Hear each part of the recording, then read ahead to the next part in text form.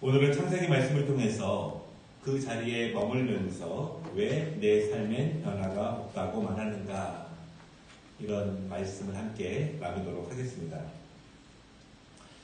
사람들의 주장이 서로 격렬하게 대립될 때 어떤 상황에 대한 답을 내리기 위해서 법원의 도움을 받습니다. 법원의 판사는 자신의 생각대로 판단하는 것이 아니라 법전에 있는 내용을 근거로 판단을 합니다. 일반인들이 모든 법의 조항들을 다 알지 못하기 때문에 법을 전문적으로 다루는 법조인들을 의지하게 되고, 또한 법조인들 또한 자의적인 해석이 아니라 법전의 내용을 근거로 판단을 합니다.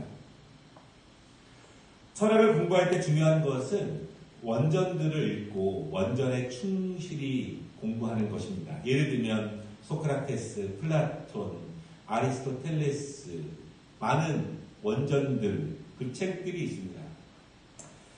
아니 2000년도 더 된 옛날 사람들의 책을 읽어서 무엇을 합니까? 지금은 21세기고 그때와는 세상이 완전히 다릅니다. 만약 이렇게 말을 한다면 조금 무식한 사람이 됩니다. 현대 철학을 공부하기 위해서 철학의 근원이 어디 있는지 초기 철학자들의 책들을 깊게 공부해야 될 필요가 있습니다. 또한 현대 사회에서 풀기 어려운 문제들, 그리고 또한 현대적인 상황 가운데 방향을 찾기 어려운 일일수록 원전으로 돌아가게 되면 그 안에서 지혜를 얻을 수 있고 방향을 얻을 수 있고 현대 물결에서 혼란스러웠던 답의 근원을 원전에서 찾을 수 있습니다. 믿음은 어떠할까요? 여러 상황에서 신앙적인 답을 잘 모를 때 우리는 어떻게 해야 될까요? 많은 사람들의 조언과 판단이 다 다를 때 우리는 어디서 합당한 답을 얻어야 할까요?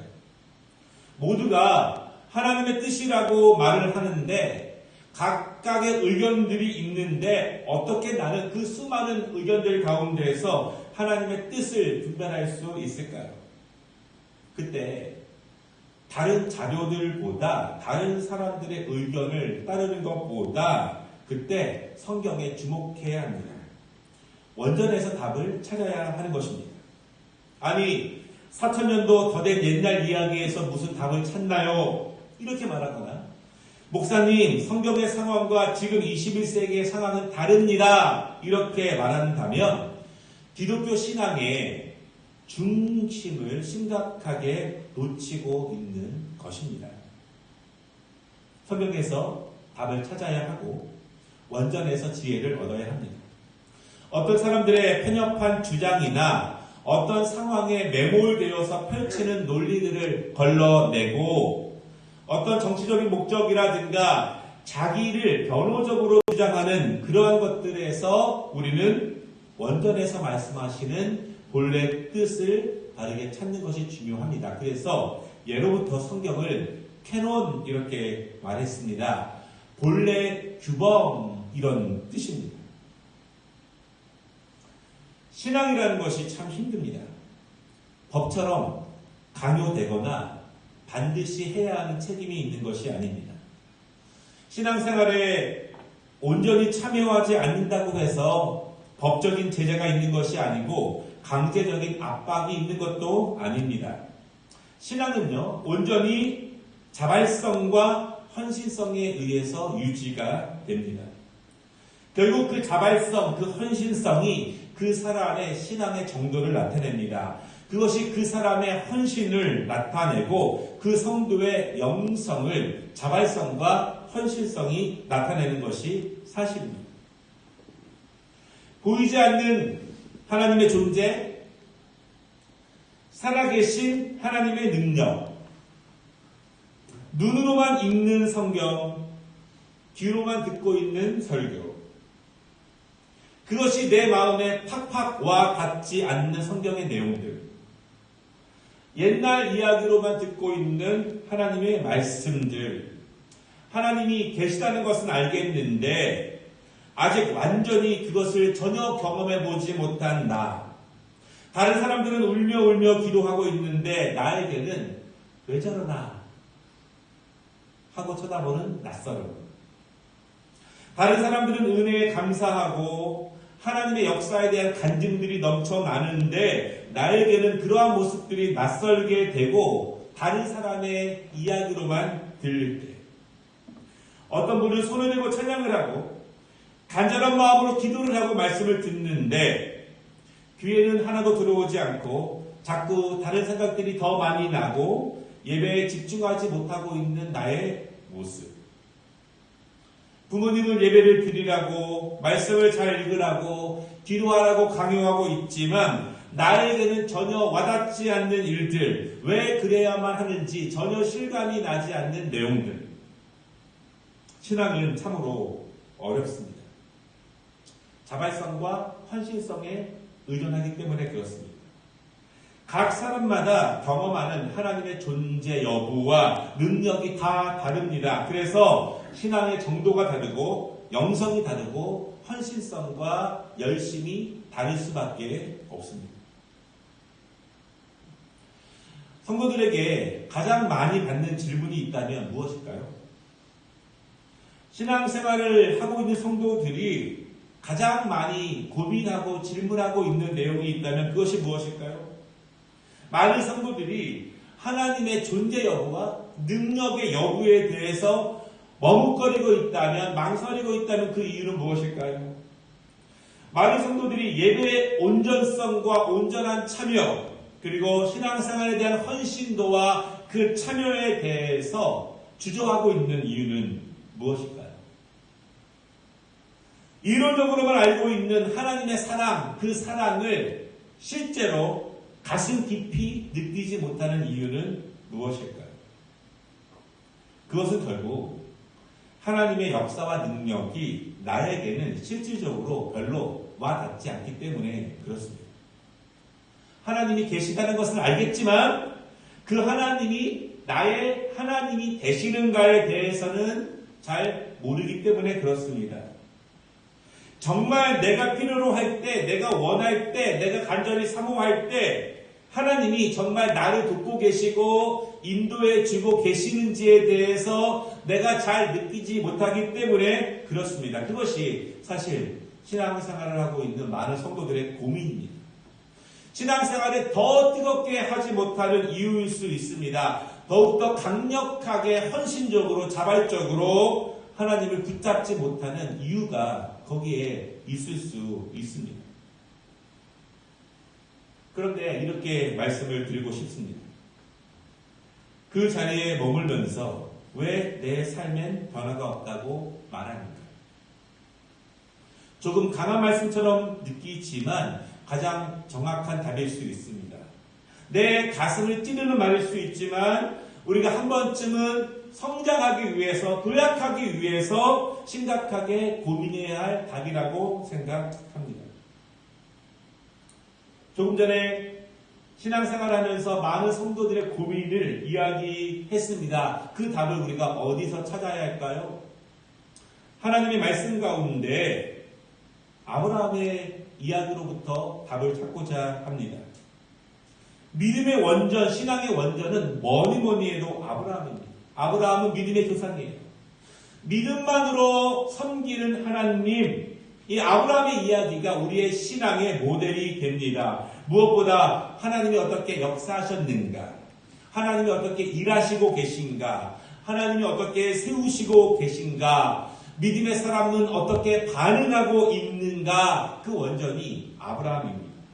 오늘 아브라함의 신앙의 시작, 그의 믿음의 첫 발걸음을 통해서 우리가 가지고 있는 신앙의 답을 찾아보도록 하겠습니다.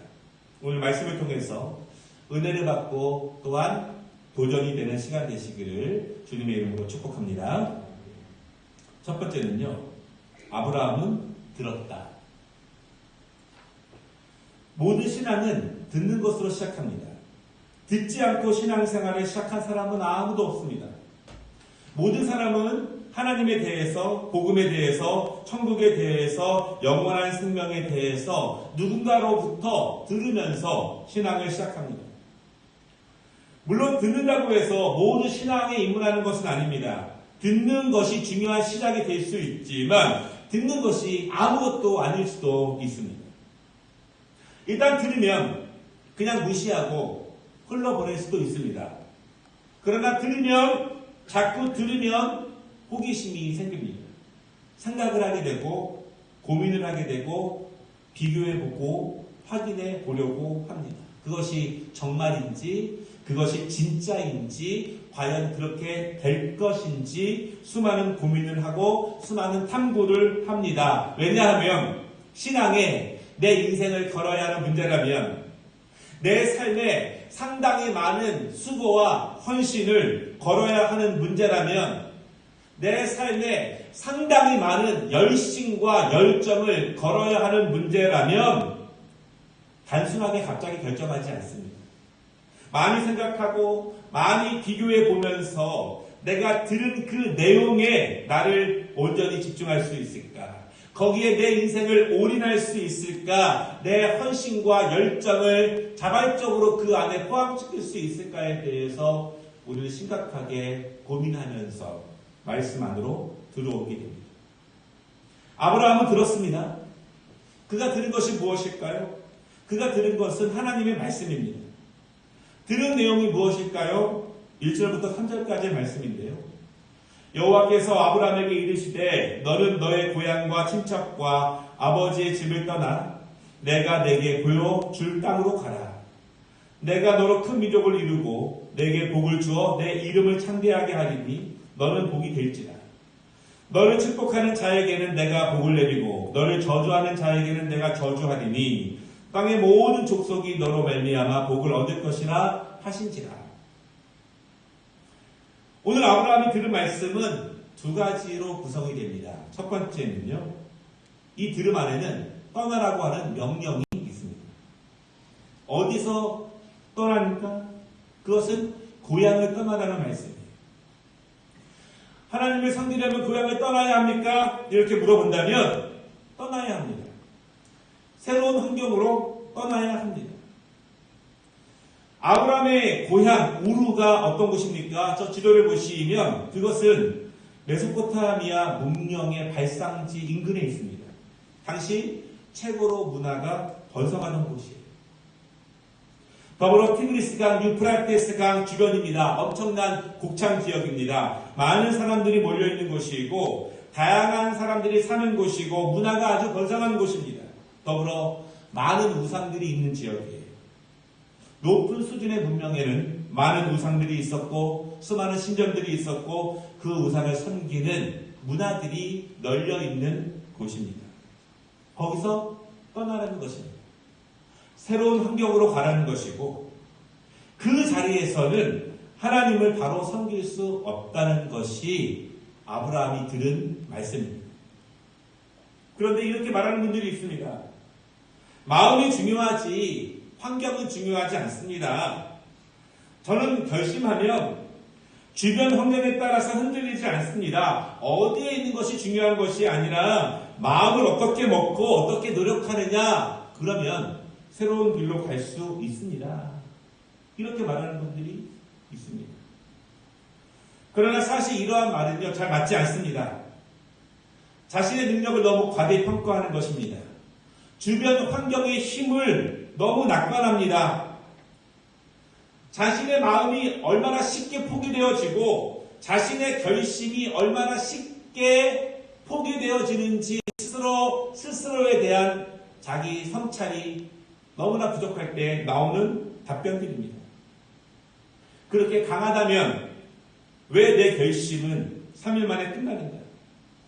내가 크게 결심하고 주먹을 꼭 쥐고 울분을 토해내며 각오를 다져도 왜 그렇게 쉽게 옛 습관으로 금방금방 돌아가게 되는가? 울며 회개하고 손을 들고 기도하고 감격의 예배를 드리지만 그렇게 쉽게 나는 다시 원래의 모습으로 왜 돌아가게 되는가? 그것은 여러분, 내가 결심하고 하는 것, 내 의지, 그것이 얼마나 약한지를 스스로 고백하게 하는 증거입니다. 내가 그동안 그 자리에서 얼마나 오랫동안 그 습관과 또한 그러한 마음가짐과 그러한 생활의 스타일 가운데 젖어 있는지를 스스로 알게 되는 증거가 됩니다. 그 자리에 있으면서 마음만 먹으면 주위의 환경에 지배받지 않고 내 결심을 바르게 실천할 수 있다고 말하는 것은 지나친 오만이 아닐 수 없습니다.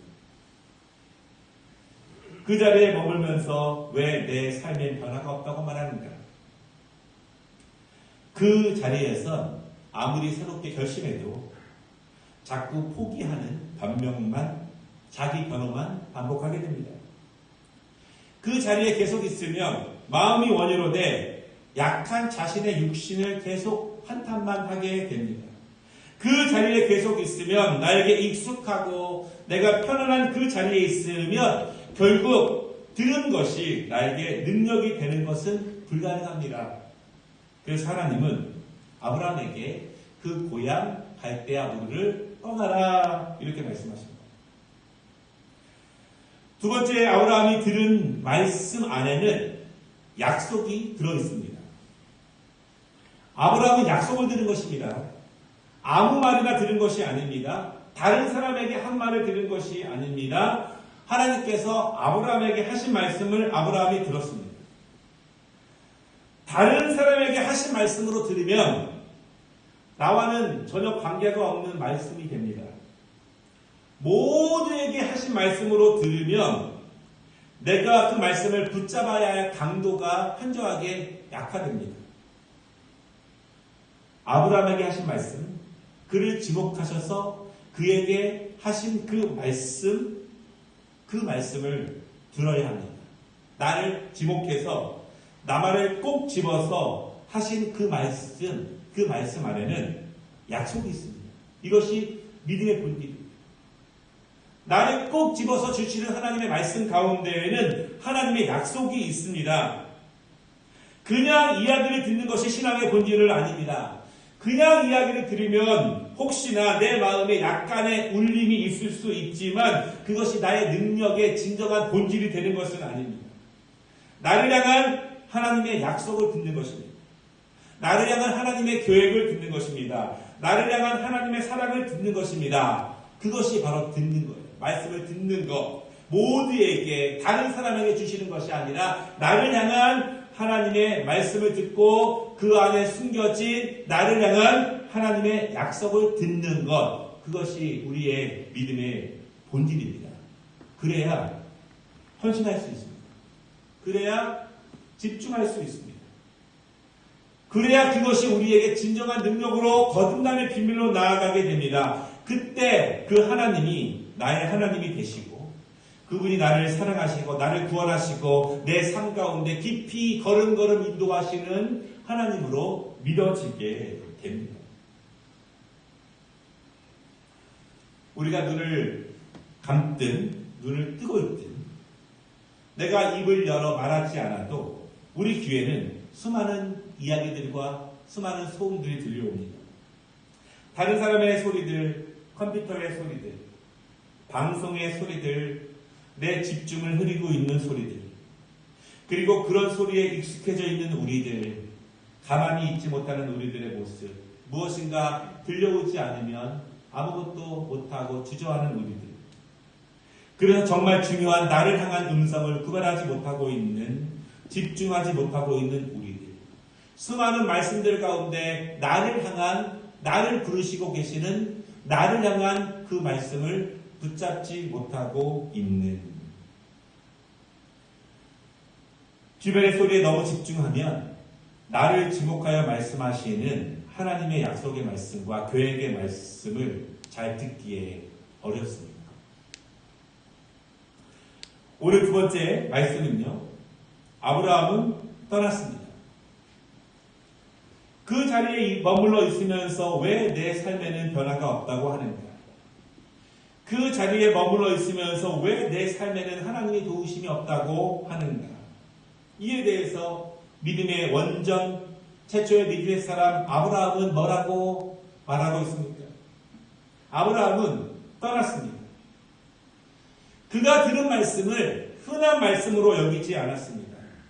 그가 오늘 들은 말씀을 자주 듣는 말씀으로 익숙한 말씀으로 여기지 않았습니다. 다음 주에 또 들을 수 있는 말씀으로 듣지 않았습니다.